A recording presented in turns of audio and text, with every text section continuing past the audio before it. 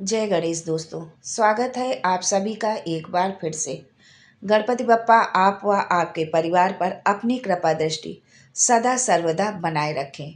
दोस्तों, यदि आप अपनी लाइफ में नया कुछ सीखना चाहते हैं तो चैनल को सब्सक्राइब जरूर करिएगा। दोस्तों, चैत्र नवरात्रि 9 तारीख से शुरू हो रही है और सनातन धर्म में नवरात्रि को का एक ऐसा समय माना जाता है जिसमें देवी की पूजा करने से साधक की हर मनोकामना की पूर्ति होती है। हिंदू मान्यताओं के अनुसार मुख्य रूप से साल भर में दो नवरात्रि मनाए जाते हैं, एक चैत्र नवरात्रि और एक शारदीय नवरात्रि।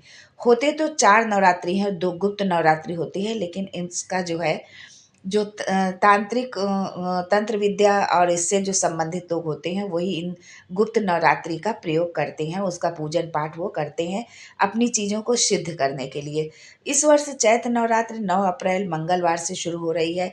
माता रानी घोड़े पर सवार होकर आ रही हैं, जो शुभ संकेत नहीं माना जा रहा है।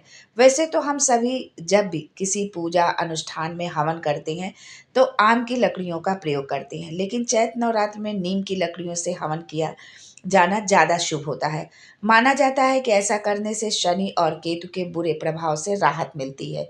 इसके साथ ही नीम की पत्तियों को यदि आप अपने पूजन में शामिल करते हैं तो इससे माँ अति प्रसन्न होती है।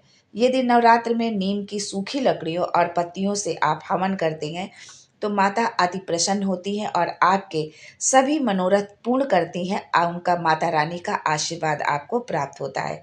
अगर आपके घर में नीम का वृक्ष लगा है तो ये तो बहुत ही सुंदर है, लेकिन यदि आपके घर में वृक्ष नहीं लगा है तो आप तब पर भी आप माता रानी को नीम की पत्तियां अर्पित करें, नीम की पत्तियों का तोरण लगाएं। इससे भी माँ भगवती की कृपा आप पर हमेशा बनी रहती है और इसके साथ ही वातावरण भी शुद्ध रहता है।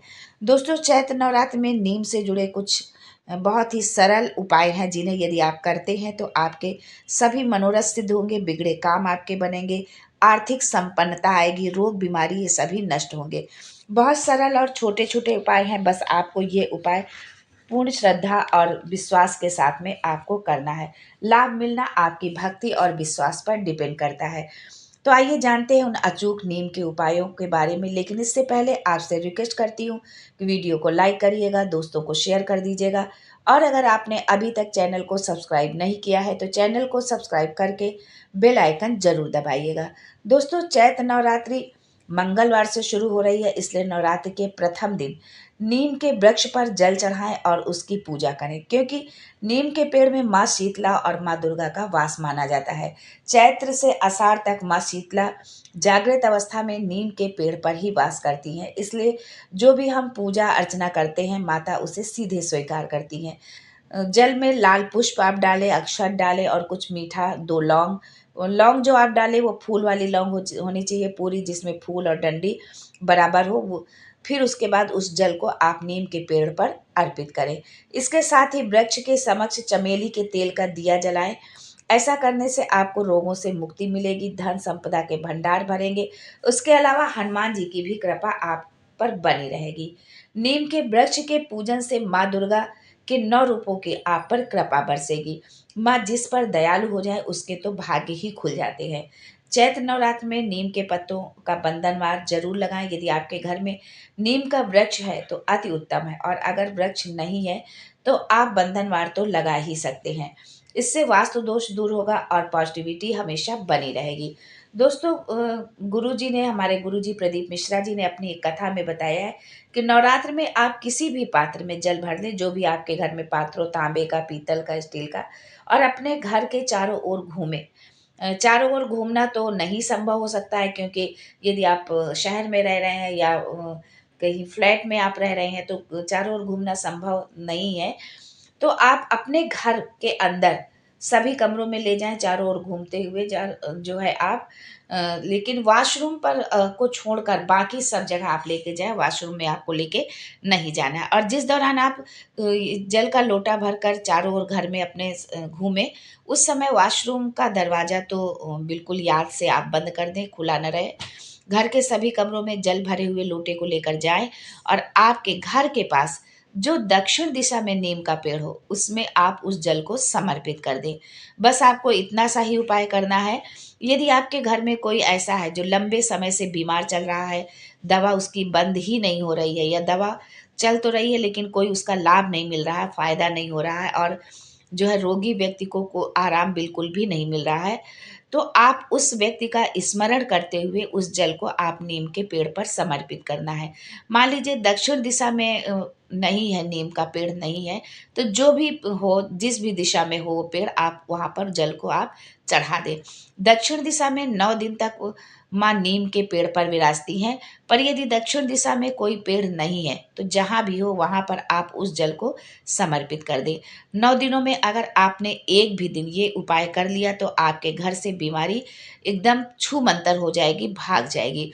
दोस्तों, नीम की लकड़ियों से हवन के पीछे एक कथा भी है कि प्राचीन समय में कोलाहल नाम के दैत्य के प्रभाव से परेशान सभी देवताओं ने नीम के पेड़ की शरण ली थी। उन देवताओं के सारे गुण नीम के पेड़ में आ गए थे। भगवान सूर्यदेव ने भी कोलाहल दैत्य से पीड़ित थे, इसलिए उन्होंने भी, सूर्यदेव ने भी जो सारी अपनी शक्ति, सारे गुण नीम के पेड़ में आ गए थे, क्योंकि उन्होंने भी नीम के पेड़ पर आश्रय लिया था। नवरात्रि में नीम की पत्तियों का विशेष महत्व होता है। नवरात्रि में अष्टमी के दिन नीम की लकड़ियों से हवन करने का विधान है। इससे शत्रु बाधा दूर होती है, वायु जनित रोग, स्वास्थ्य संबंधी तकलीफें दूर होती हैं।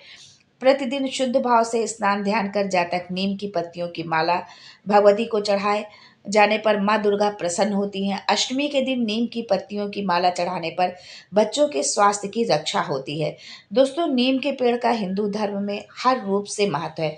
पूजा पाठ के लिए हो या पूजा पाठ के सामग्री के लिए के तौर पर उसका पेड़ का, नीम की पत्तियों का प्रयोग किया जाता है।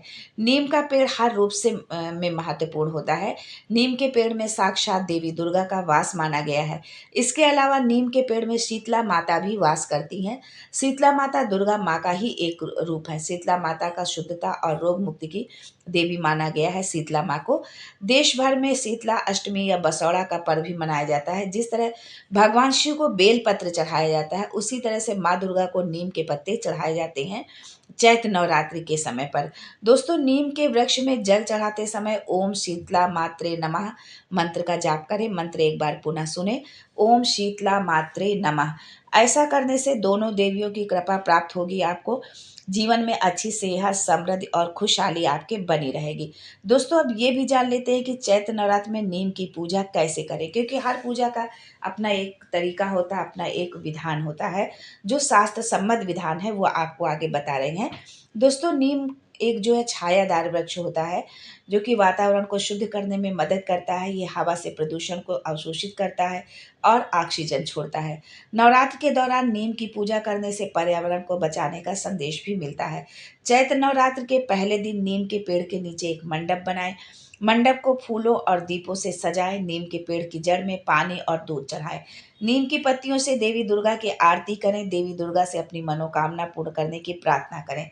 यदि आप नवरात्र के दौरान नीम की पूजा करते हैं तो आपको देवी दुर्गा का आशीर्वाद प्राप्त होगा और आपके जीवन में सकारात्मक बदलाव आएंगे। आपके जो रुके हुए, बिगड़े हुए काम थे वो सारे काम बनेंगे और आर्थिक संपन्नता आएगी। आज के लिए बस इतना ही। दोस्तों, मिलते हैं अगले वीडियो में एक नई जानकारी के साथ। तब तक के लिए जय माता दी and thanks for watching my video.